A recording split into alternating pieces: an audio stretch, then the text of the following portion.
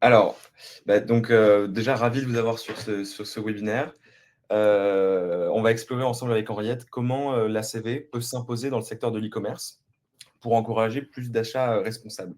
Notamment avec, on va discuter d'un score pour les ACV.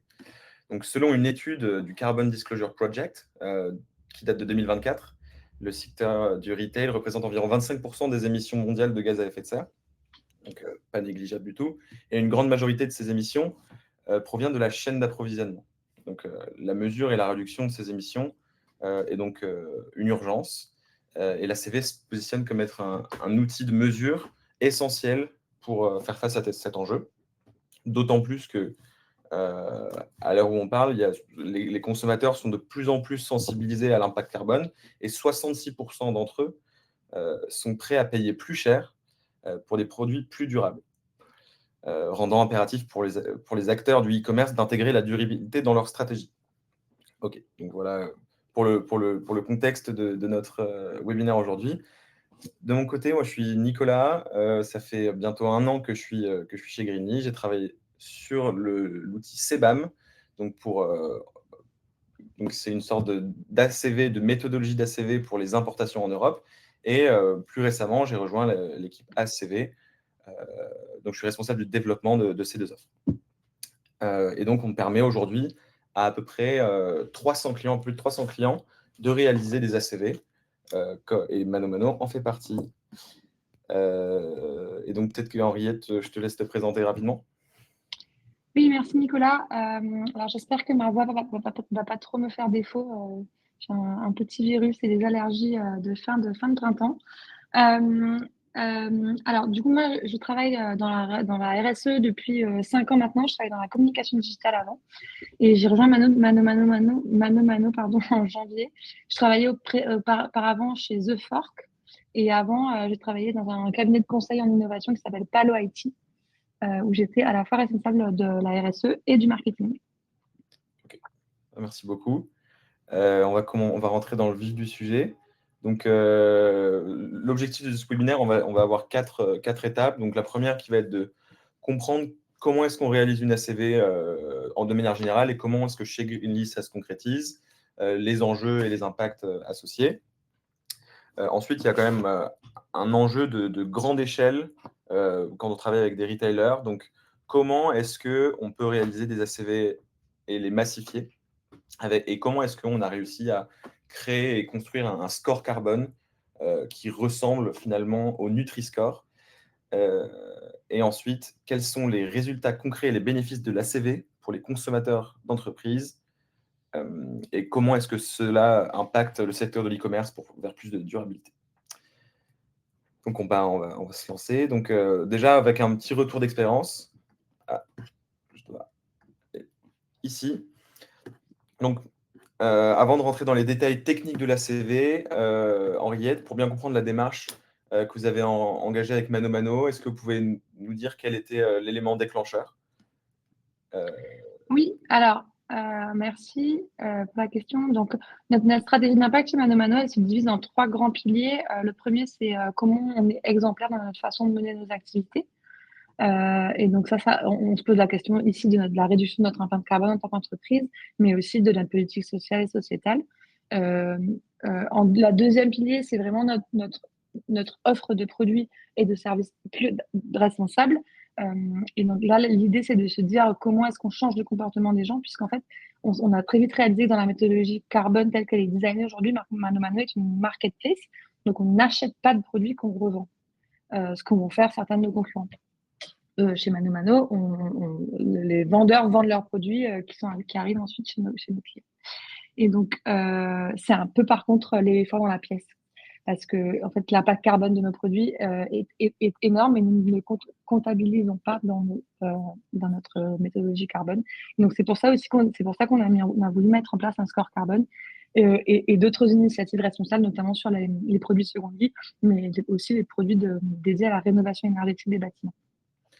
Et enfin, troisième pilier de notre stratégie d'impact, c'est vraiment comment on réussit à embarquer nos communautés. C'est plus une question de gouvernance interne, externe, dans cette transition durable et pour s'assurer que nos communauté deviennent aussi des agents du changement pour plus tard, pour la transition. Super. Et selon toi, quel est l'enjeu principal pour ManoMano de mesurer l'impact carbone des produits vendus sur la plateforme? Bah, le principal enjeu, c'est de permettre de changer les comportements, enfin surtout en tout cas permettre à nos clients de faire des choix conscients et éclairés quand ils se connectent sur notre plateforme. Et donc après, la comptabilisation, à terme, on l'intégrera dans notre impact carbone parce que c'est un choix délibéré de le faire.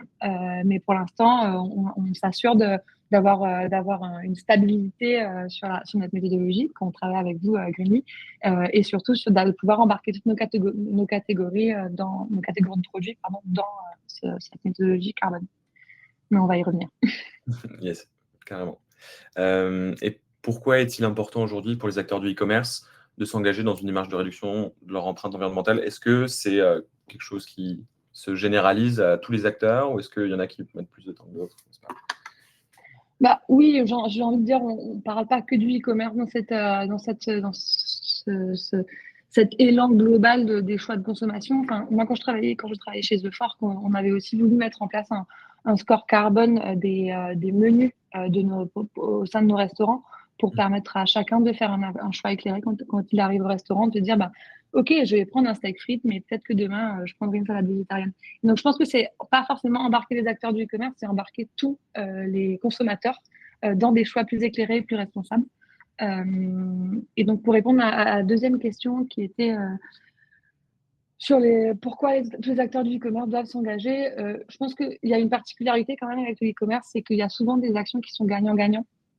Quand vous mettez en place moi, c'est ce que je vois depuis que je travaille depuis que je travaille chez ManoMano, c'est qu'il y a pas mal d'actions sur la chaîne logistique, notamment qui vont permettre pour l'optimisation environnementale, qui vont permettre aussi d'optimiser les coûts ou en tout cas de faire du business de manière plus éthique ou un meilleur business. Par exemple, on a choisi de limiter les commandes, enfin d'interdire la livraison de commandes par avion chez ManoMano.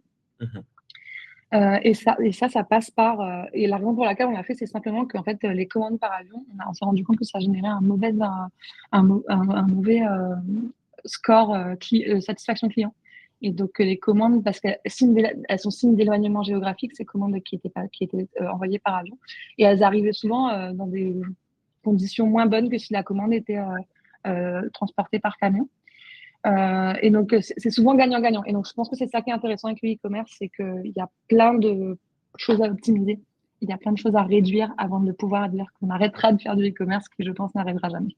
Du coup, en voulant décarboner, vous avez ouvert les yeux sur d'autres choses. Ok, donc c'est très intéressant. Ouais, merci pour ces éclairages. J'ai oublié de mentionner au début que si les participants ont des questions, vous pouvez les poser dans le chat et on y répondra à la fin avec Henriette, que ce soit sur les activités de ManoMano et la stratégie RSE éventuelle, et aussi chez Greenly, comment est-ce qu'on peut réaliser des ACV. Donc maintenant, on va passer dans la partie partenariat ManoMano Greenly. Donc, on comprend vraiment bien avec tout le contexte que tu as posé, Henriette, que c'est vraiment très stratégique chez ManoMano d'avoir lancé cette stratégie de décarbonation et de score. J'aimerais revenir maintenant sur la naissance de ce projet. Comment est née cette collaboration entre ManoMano et Greenly? Alors, à la base, on avait interrogé pas mal d'acteurs qui sont soit des acteurs classiques du consulting carbone que sont Quantis, Carbon 4, etc. Et des boîtes de compta carbone un peu plus nouvelles, en tout cas digitales comme Greenly. Et en fait, la raison pour laquelle Greenly cochait pas mal de cases, c'est que vous avez été capable de gérer et le volume de data qu'on va avoir avec nos produits et la partie ACV. Donc, vous aviez à la fois la dimension technique de la méthodologie de l'analyse du cycle de vie et la capacité de gérer un gros volume de data de façon automatisée, qui plus est, très rapidement. Et donc, ça a été Greenly a coché toutes les cases assez vite, en fait. Ouais. Une plateforme vous rentre vachement bien dans ce genre de use case Exactement. Où l'automatisation pour le volume, c'est la clé. D'accord. Et donc, pourquoi, qu'est-ce que l'analyse de cycle de vie en 2 mots, Henriette, et pourquoi avez-vous choisi cette méthode pour évaluer l'impact carbone? Bah là, Nicolas, c'est quand même vous l'expert Oui, d'analyse de moi cycle de vie, l'expert. donc je vais vous laisser y revenir de façon Ouais, plus, ouais. plus détaillée, mais en quelques mots, c'est ce que représente le graphique là, c'est les cinq étapes de l'extraction des matières premières, en passant par la fabrication, la distribution et l'utilisation des produits, jusqu'à la fin de vie et le recyclage ou pas des produits en question. Oui, oui, c'est tout, c'est tout simplement ça. Merci Henriette. On va passer dans l'analyse du cycle de vie. OK. Alors, et juste, je précise un truc quand même pour les gens qui nous écoutent. L'analyse de cycle de vie, c'est une méthodologie dont Nicolas connaît très bien, mais qui peut être parfois un peu longue et à analyser. Et en fait, nous, on s'est inspiré de l'analyse de cycle de vie, mais c'est la slide suivante, on va rentrer un peu plus dans le détail, mais en aucun cas pour tous les produits Mano, on fait une analyse de cycle de vie précise pour chaque produit. C'est une version simplifiée, mais qui fonctionne à l'échelle des retailers. Peut-être clarifier un peu comment est-ce que ça fonctionne, enfin comment l'ACV fonctionne. Donc, on a d'abord la phase d'extraction des matières premières. Ensuite, il y a des transformations éventuelles chez les fournisseurs. Ensuite, il y a un transport du coup du fournisseur vers le retailer ou tout type d'entreprise. L'entreprise va éventuellement assembler des pièces, les transformer pour ensuite les vendre. Et donc, si on s'arrête à cet endroit-là, c'est donc une analyse de cycle de vie du berceau à la porte. Et si on poursuit cette démarche et qu'on compte aussi les émissions durant la phase d'utilisation d'un produit et aussi pendant la phase de fin de cycle de vie, donc une analyse de cycle de vie du berceau à la tombe. Et en fait, ce qu'on a réalisé avec Mano Mano, c'est que 80% des émissions environ sont comptabilisées dans la partie matière première. En fait, et donc, si on arrive à bien identifier dans chaque produit quelles sont les proportions de chacune des matières premières, on couvre avec une assez grande précision l'impact d'un produit. Et donc, tout ce travail de simplification, ça a été super clé avec Mano Mano, et donc on va y revenir un petit peu plus tard, parce que ça a été important pour la définition du score. Alors, donc là, bah voilà, Ben voilà, c'est ce qu'on disait, c'est un score qui est une analyse de cycle de vie simplifiée, où en fait, chez Mano Mano, on va récolter toutes les caractéristiques techniques dont on fait part là, donc l'alimentation, la sous-alimentation, mais aussi le poids, les dimensions, les matériaux, le nombre de produits qu'il y a dans un lot. Donc, parfois, on va vendre 6 chaises. En fait, on veut calculer l'impact carbone, le score carbone d'une chaise. Et donc, ça, c'est une donnée qui est importante à avoir, et l'origine de fabrication du produit. Toutes ces informations-là, on va les envoyer à Greenly. Et c'est des informations qu'on envoie à la maille de catégorie. Et ça, c'est important. On ne va pas comparer une tondeuse et une chaise entre elles. Ça n'a pas de sens. On va comparer toutes les tondeuses et toutes les chaises entre elles. Et donc, après, on va avoir une note de A à E pour chaque catégorie de produit. Exactement. Et est-ce que de votre côté, Henriette, vous avez rencontré des principaux défis techniques et méthodologiques pour collecter ces données et ensuite réaliser les ACV? Bah oui, forcément, en tant que marketplace, il y avait parfois des informations qu'on n'avait pas ou qu'on n'arrivait pas forcément à dissocier. Par exemple, le nombre de produits dans le lot, ça a été un challenge avec l'automatisation, on s'est rendu compte assez vite du score carbone que en fait les chaises, on a eu un sujet sur les chaises qui arrivaient en lot. En fait, donc on comptait le score carbone pour 6 chaises. Or, il fallait compter le score carbone pour une chaise. Donc, on avait on a eu des petits challenges comme ça, qui est assez classique dans le cadre d'une marketplace où, en fait, comme je disais, on n'a pas toutes les informations de produits, on les a, mais elles viennent de nos marchands. Et donc, on doit parfois les affiner un peu. Complètement. Et là, comme dans pardon, je vous coupe, comme dans tout sujet carbone, c'est la granularité de la donnée qui compte le plus et qui est le plus important, donc la donnée d'entrée. Donc, c'est ça qu'on a beaucoup travaillé dans un premier temps Oui. pour affiner, quoi. Et c'est ça aussi qui est clé chez Greenly, c'est qu'on a du coup une équipe d'experts climat qui permet de vérifier la fiabilité des données. Exactement. Et donc, c'est très clé dans la définition aussi des catégories de produits, de vérifier il n'y a pas d'anomalie dans les masses. Par exemple, sur Excel, une virgule et un point, c'est pas pareil, mais si on n'est pas attentif, en fait, à la fin, on se rend compte qu'il y a une anomalie. Donc, le Climate Expert sert à ça. Et donc, ici, on peut voir On peut parler un petit peu aussi du score carbone et comment est-ce que du coup on est capable de définir un score à la manière d'un Nutri-Score.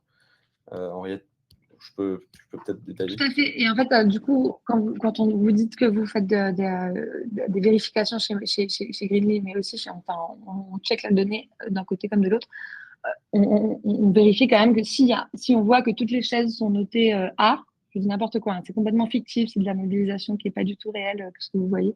Toutes les chaises sont notées A, on réalise qu'il y a forcément un problème. Donc, c'est ce qui nous a très vite alerté au tout début et qui nous a permis de affiner la méthodologie en comprenant qu'en fait, par exemple, c'était un sujet de l'eau sur les chaises ou que c'était un sujet de matériel de fabrication sur d'autres catégories. Donc comme Henriette a dit juste avant, il y a une importance de définir des catégories de produits. On ne va pas comparer les tondeuses et les chaises. Donc, première étape, ça a été de définir ces catégories et ensuite de définir des unités fonctionnelles. L'unité fonctionnelle, c'est le périmètre d'une analyse de cycle de vie. Donc, dans le cas des chaises, c'est une chaise. Dans le cas du ciment, par exemple, ça va être un peu différent parce que le ciment, c'est par quantité de ciment. Donc, on va définir un peu l'unité fonctionnelle, c'est 1 kg de ciment. Donc, il y a vraiment cette étape de définition de l'unité fonctionnelle qui est très, très clé. Et une fois que c'est fait, on évalue donc l'impact carbone de chaque déclinaison du produit au sein de la catégorie de produit. Et ensuite, on étalonne. Donc, c'est-à-dire que si la pire chaise est à ici 150 kg de CO2, on va lui attribuer un score de E et la meilleure a un impact de 5 kg. Et ensuite, on va pouvoir distribuer au sein de cet intervalle les chaises et donc attribuer une lettre. Voilà. Et donc, c'est comme ça qu'on a réalisé avec Mano. Donc, c'est une création Greenly X Mano. Ok, très bien.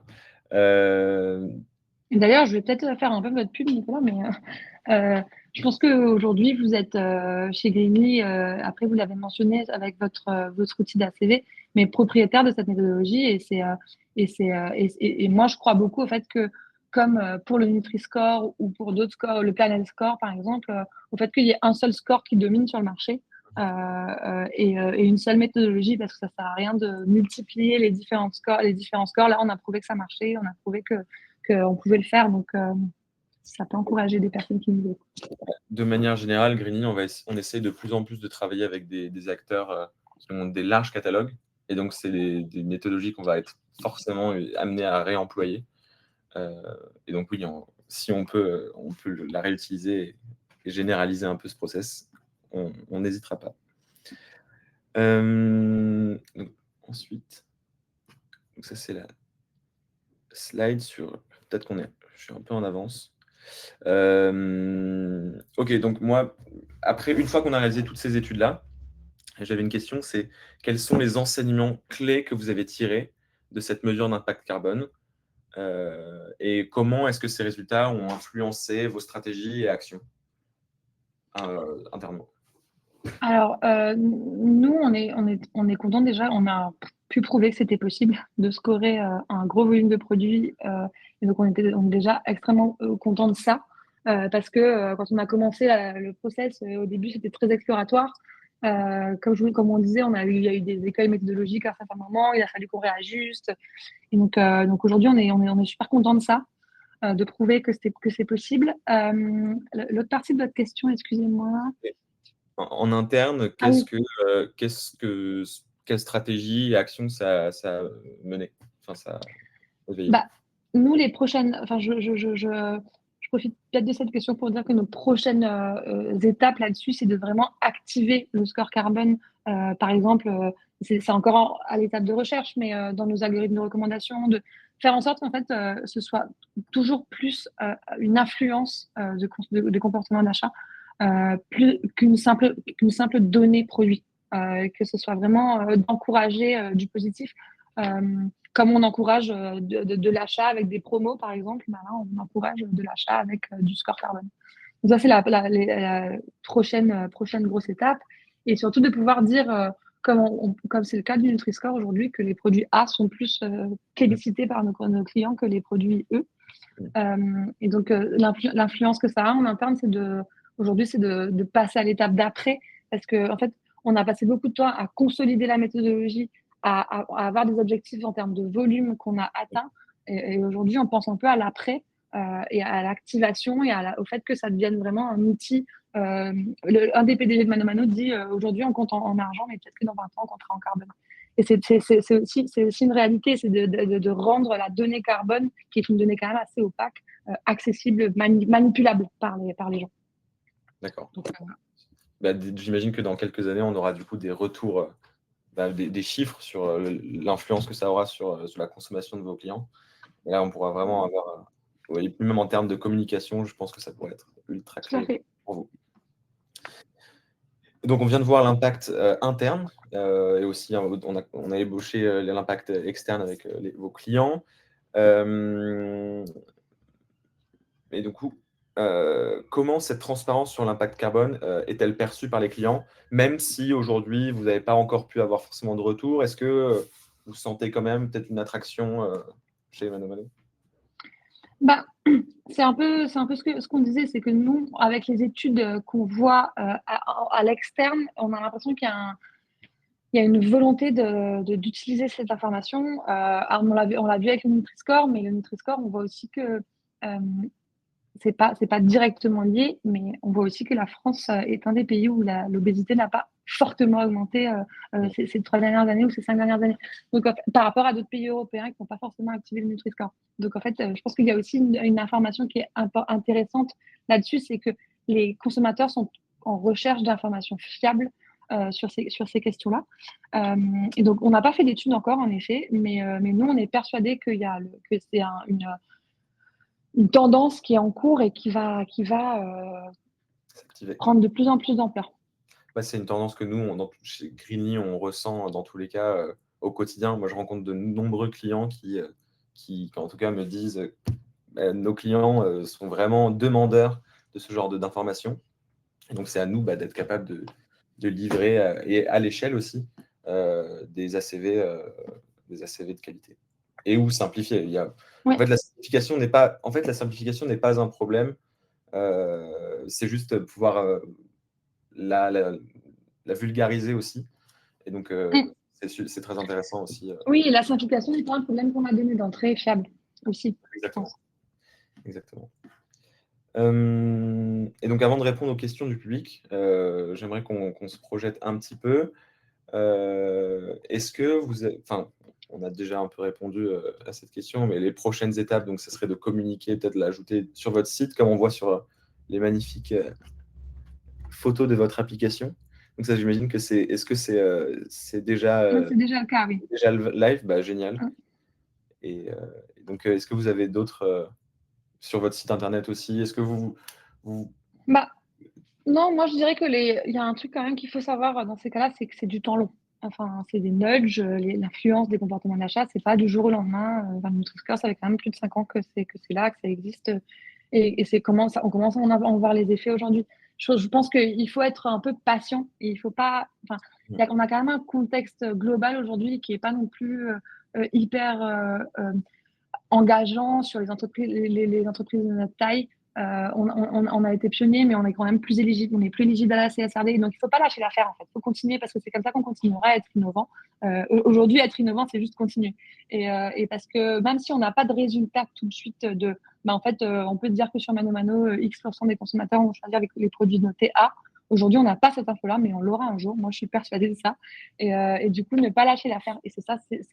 Aujourd'hui, on n'est pas à risque, mais c'est plutôt un conseil que je donne aux personnes qui sont dans cette démarche-là, c'est de continuer et de rester, garder le cap de l'innovation sur les questions d'impact carbone des produits. Super intéressant.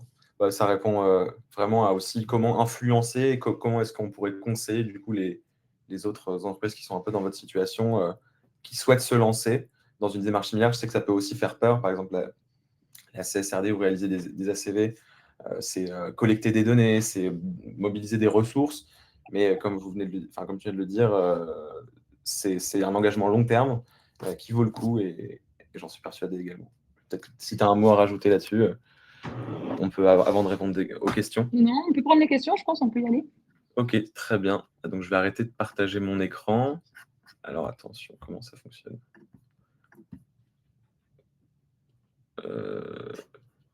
J'arrête. Disable screen. Ok, super. Donc on a 4 questions.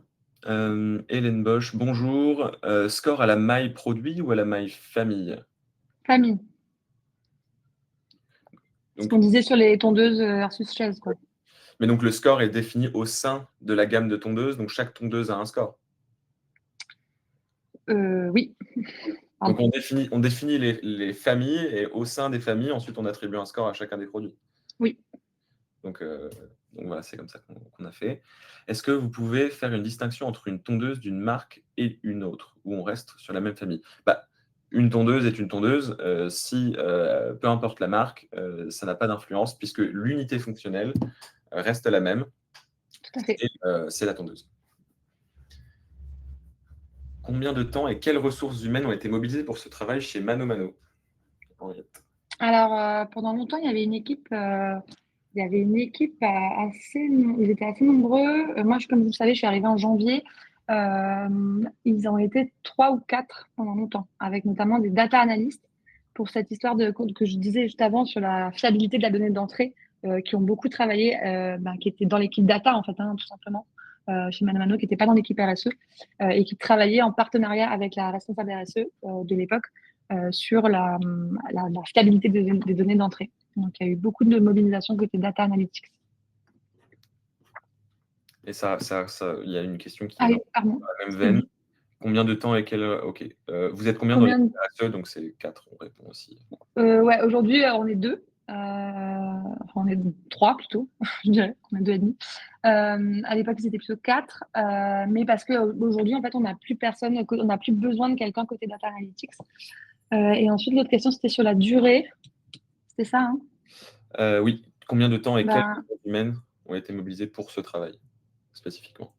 alors, on s'est lancé en 2023 sur le score carbone. On l'a lancé en 2023. Donc, ça fait 2 ans. 2 ans et demi. Super. Nathalie, j'ai vu qu'il y avait des questions dans la section questions. J'y arrive juste après, mais je finis celle dans le chat avant. Si la CV existe ou est faite par le fabricant, est-elle utilisée ou c'est toujours le mécanisme de score? Alors, nous, on n'a jamais rencontré la question de l'ACV effectuée par le fabricant. S'il y en a j'imagine que ça vient peut-être de fabricants justement qui vendent peut-être chez Mano Mano, qui sont dans le public. N'hésitez pas à nous envoyer ces infos parce que c'est une information qu'on n'a pas eue jusqu'à présent, pas à ma connaissance en tout cas. Et peut-être qu'à ce moment-là, on pourrait comparer, on pourrait questionner si les scores sont différents. Mais en tout cas, pour l'instant, on le fait uniquement via les données. Après, c'est les données qui viennent de nos marchands, hein. Nous, on n'invente pas de données. Mm. On récupère les données et qu'on envoie à Green. Et ça fait aussi écho un peu à la donnée fournisseur. Aujourd'hui, on est capable d'utiliser des facteurs d'émission, donc en tonnes de CO2 équivalent par tonne de matériaux standardisés ou de composants. Mais on est aussi capable de demander de la donnée fournisseur pour aller plus loin. Donc avec Mano Mano, il ne me semble pas que ça a été le cas, mais nous, en tout cas, on est capable de le faire et d'ajouter de la donnée fabricant, fournisseur dans la plateforme. Et maintenant, on va passer aux questions. Aux questions. Alice, concernant la collecte des données pour mener les ACV, comment avez-vous procédé? Intérêt fournisseur, qualité de la donnée, etc. Il me semble que... Comment on a procédé? On a fait des requêtes SQL sur Snowflake pour récupérer les données en fonction de ce qu'il y avait de disponible sur notre catalogue. Et est-ce qu'il y a des moments où vous n'avez pas eu, les fabricants, ils n'ont pas répondu ou pas fourni de données? Est-ce que vous avez rencontré ce genre de problème? En fait, on a en parallèle on a un projet de l'entreprise en parallèle qui est d'ajouter un maximum de données précises sur chaque fiche produit. Du coup, c'est un peu une tendance aussi dans l'air du temps avec le Digital Product Passeport. Passport qui va être lancé, il me semble, fin d'année par l'Union européenne. Et donc, c'est un peu dans l'air du temps d'avoir des fiches produits suffisamment précises. Donc nous, on a une autre équipe chez ManoMano qui travaille là-dessus. Et en fait, on a réalisé qu'il y avait plein de ponts entre la RSE, la data analytics et cette équipe qui travaille sur la granularité des données des fiches produits. Ok, super. Une question intéressante d'Arnaud. Comment positionnez-vous la note?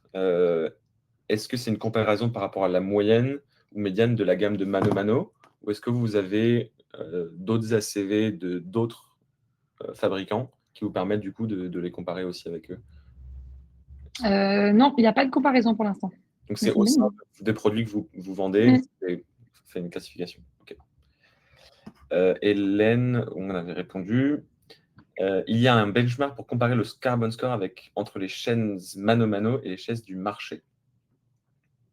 Parce que À ma connaissance. ça répond du coup à la question d'Arnaud. Il faudrait réaliser les ACV des chaises du marché pour pouvoir donc leur attribuer un score également. Ce Oui. qui est un travail supplémentaire qui n'est pas impossible et donc on pourrait les ajouter assez facilement. Mais c'est ce que je disais aussi tout à l'heure, c'est que le plus on a de données, le plus il y a des tendances, le marché se mobilise, le plus on aura un carbon score qui sera commun à toutes les marketplaces. Et c'est l'ambition. Hein. Enfin, le but, c'est que ce soit.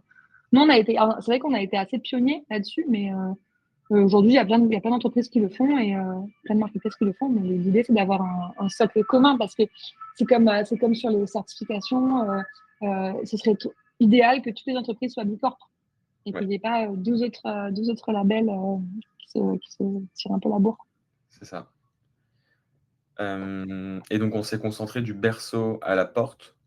Et donc on a exclu la phase d'utilisation et la phase de fin de vie. Non, non, on a la phase d'utilisation est totalement intégrée. D'accord. Donc, Et la fin de vie aussi. Non, non, non. donc c'était du berceau à la tombe, Hélène. Ouais. Arnaud, combien de temps vous a-t-il fallu pour l'ensemble du projet de scoring? Donc ça a été répondu aussi. Je dirais 2 ans, oui. 2 ans. En fait, On il a y a vraiment commencé avant 2023. On a commencé en fin 2021, donc je dirais 1 an avant de sortir le score quand même. la partie création du score, en fait, elle est assez rapide à partir du moment où toutes les ACV sont réalisées. Ouais, Mais du coup, c'est cette étape-là qui prend du temps. exactement. Est-ce que c'est ManoMano qui a collecté la donnée produit auprès de ses marketplacers ou Greenly via une plateforme? Mano mano. Donc, dans ce cas-là, c'est ManoMano. Mais, donc, comme j'ai dit précédemment, dans la plateforme, on a aussi la possibilité de demander de la donnée fournisseur. Et donc, on a aussi la possibilité de donner accès aux fournisseurs à la plateforme ACV, ce qui permet donc de limiter les erreurs, les sources d'erreurs et d'augmenter les taux de réponse, puisque on a une plateforme simplifiée pour les fournisseurs et tout est consolidé dans un seul endroit. Amel qui demande: avez-vous commencé à communiquer ce score carbone directement sur la fiche de vos produits? Oui. Oui, du coup, on a vu sur l'application précédemment que c'était affiché en plein centre. Votre ACVI est-il certifié? Permet-il la compliance pour des réglementations européennes comme Ecodesign? Pas du tout. C'est un objectif. Ça Non, fait, pas du tout. ça fait un peu écho à ce qu'on a dit, c'est que c'est une ACV simplifiée. Lorsqu'on réalise une ACV, donc je pense à ISO 14040, et il y a Théo, mon collègue dans le chat, j'espère qu'il ne va pas me trucider quand je vais dire ça, mais il y a plein de guidelines très, très, enfin, d'étapes très, très précises à suivre lorsqu'on on réalise une ACV qui doit être ISO 14040, 44 compliant ou Ecodesign. Et lorsqu'on fait une ACV simplifiée, on fait des hypothèses un petit peu plus grossières, ce qui ne veut pas dire que la qualité est mauvaise, que la data est de mauvaise qualité, mais c'est juste qu'on va plus vite. Et donc, Oui, c'est pour ça qu'on dit qu'on s'inspire de l'ACV parce que les ACV voilà, complètes, on va dire, sont parfois plus longues à faire aussi. exactement. Est-ce que Chloé qui demande: est-ce que vous pouvez faire une distillation entre tondeuse? Donc ça, on a répondu à cette question. Amel, pour la CV, vous prenez en compte toutes les étapes de la matière première jusqu'à la livraison. Du coup, c'est une cradle to grave, donc du berceau à la tombe. Donc il y a aussi la phase d'utilisation et phase de fin de vie. Hum, Question de Mathieu. Avez-vous un système de pondération et une transparence sur les critères de notation? Ça, c'est Henriette. Un système de pondération, dans quel sens? Je ne suis pas sûr d'avoir compris le système de pondération. Mmh. Peut-être que vous pouvez préciser. Par contre, sur la transparence sur les critères de notation, est-ce que vous avez partagé la méthodologie qu'on a travaillé ensemble sur votre site internet, par exemple? Alors sur le site, quand vous quand le produit est scoré, vous scrollez down, il y a un paragraphe explicatif qu'on voyait dans les captures d'écran tout à l'heure, où on explique, après on n'a pas rendu, les fichiers Excel, accessibles. Ça peut être intéressant, de le faire, d'un point de vue surtout dans l'idée de massifier et de faire de la transparence, et d'embarquer toutes les marketplaces. Ça peut être intéressant, mais via Greenly dans ce cas-là. Arnaud qui redemande comment envisagez-vous d'utiliser le score dans la sélection des produits que vous vendez chez Mano Mano? Bah, ça, c'est quelque chose, qui est en cours. On va faire des recherches utilisateurs, on a besoin de tester un peu plus pour, savoir où l'activer exactement. Est-ce qu'on pourrait imaginer, enfin, c'est une suggestion, une question, est-ce que je sais qu'on peut trier par pertinence, trier par prix croissant, décroissant, est-ce que vous avez imaginé trier par score carbone? Oui, bien sûr, bien sûr. C'est ça qui est en cours de Ok, très bien. test. Super. Est-ce que les ACV calculés sont disponibles sur la plateforme Greenly pour ses autres clients? Partage de la donnée de sortie. Donc là, on a. Ça peut être intéressant, mais on a déjà répondu, mais non, pour l'instant, il n'y a pas une transparence à 100 c'est-à-dire que la méthodologie est transparente sur le site, mais on n'a pas publié, les scores. Sur la plateforme Greenly, vous avez une section qui s'appelle Template. J'imagine que vous connaissez Canva tous, où on peut sélectionner un template et le réutiliser. Et donc, en fonction de si l'accord du client, si on a l'accord du client, on se permet d'ajouter les produits du client à la base de données de template pour qu'ils puissent être réutilisés par d'autres clients. En l'occurrence, avec Mano Mano, on n'est pas allé jusque-là encore, mais peut-être que oui, dans le futur. Oui, c'est clairement intéressant. Amel qui demande, à ma connaissance, quand c'est des ACV simplifiés, nous n'avons pas le droit de les communiquer en externe. N'avez-vous pas eu de souci par rapport à cela? Je ne vois pas pourquoi. Enfin, si c'est clairement justifié, ce qui est le cas, puisque la méthodologie est décrite dans chaque page de produit, il n'y a pas de souci, je pense. Ouais, pas à ma connaissance non plus. Après, dans notre communication, maintenant, on ne parle pas forcément d'ACV, on parle de score carbone, et on parle d'ACV simplifié, c'est-à-dire qu'on ne parle pas on mentionne pas l'ISO 14000, on reste, vu que c'est simplifié, on dit qu'on s'inspire d'eux. Nicolas, je pense qu'on ne fait pas d'erreur, non? Non, il n'y a pas de. On cache rien. Mathieu qui dit, c'est-à-dire que les critères comptent plus que d'autres dans la note finale. Ah oui, la pondération des Ah, la impacts. pondération. J'ai compris. Non, on n'a pas fait de pondération. On n'a pas fait de pondération. Et d'ailleurs, il y a eu certains moments où on s'est posé la question. Parce que, par exemple, si on prend les lampes à l'usage, en fait, elles consomment beaucoup d'énergie. En prenant une lampe qui n'est pas une lampe LED, par exemple, qui est donc une lampe qui va durer peu de temps, on aurait pu pondérer davantage la fabrication, puisque l'usage va prendre toute la place sur les autres étapes. Mais on a choisi de ne pas le faire, pour l'instant. Peut-être que Mathieu. Ok, nouvelle question de Mathieu. Pour la réparabilité, portez-vous le stock de pièces détachées ou avez-vous une stratégie d'amélioration de la durabilité? Je ne peux pas répondre à cette question pour l'instant. Non, c'est juste que je ne sais pas. Vous me posez une colle, Mathieu. Hélène qui demande, il s'agit d'un score carbone et non d'un score environnemental. Pour quelle raison? Alors, à la base, on voulait faire un score qui prenait en compte l'utilisation de l'eau, la biodiversité, la pollution, parce qu'en fait, c'est aujourd'hui la tonne équivalent CO2, c'est une métrique quand même qui n'existe pas beaucoup sur les autres questions environnementales et ça permet de simplifier et donc on s'est attaqué au carbone avant, mais c'est vrai que ça, c'est un autre sujet qu'on aimerait bien, évaluer dans le futur, notamment sur la partie eau et l'utilisation de l'eau. C'est un vrai sujet pour nous, qui nous intéresse, à l'avenir, quand on aura du temps, de l'énergie. Bah, Hélène, on peut répondre à cette question de plusieurs manières. Il y a la possibilité, du coup, on peut choisir un autre facteur d'émission. Donc, je pense qu'on peut choisir des facteurs d'émission Eco-Invent qui donc permettent de lister aussi les autres impacts, donc consommation d'eau, pollution, carbone biogénique, toutes ces choses-là. Et ensuite, c'est une autre forme de pondération. Je sais peut-être que Mathieu, vous parliez de cette pondération-là. On peut pondérer en fonction les différents impacts. Et comme récemment, il y a eu une nouvelle norme qui a été sortie, c'est le PEF Score, Product Environmental Footprint, qui donc donne des facteurs de pondération pour les différents impacts.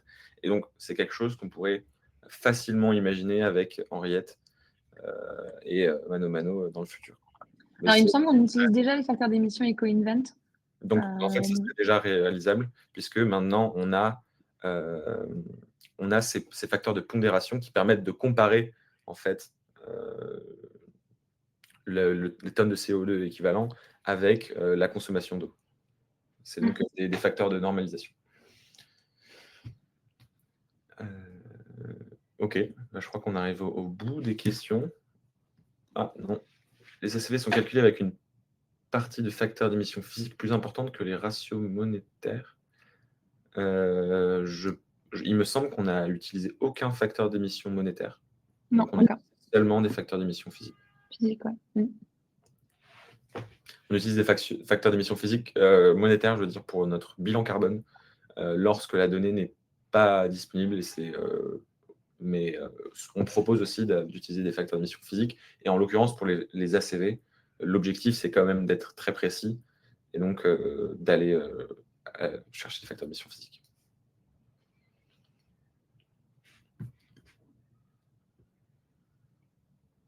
Est-ce qu'il y a d'autres questions?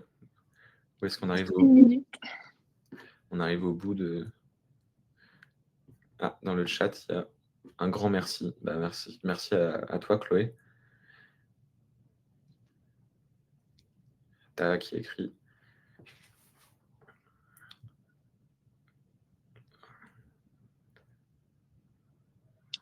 On arrive au bout. Bah, merci à vous et merci Henriette. Merci à vous.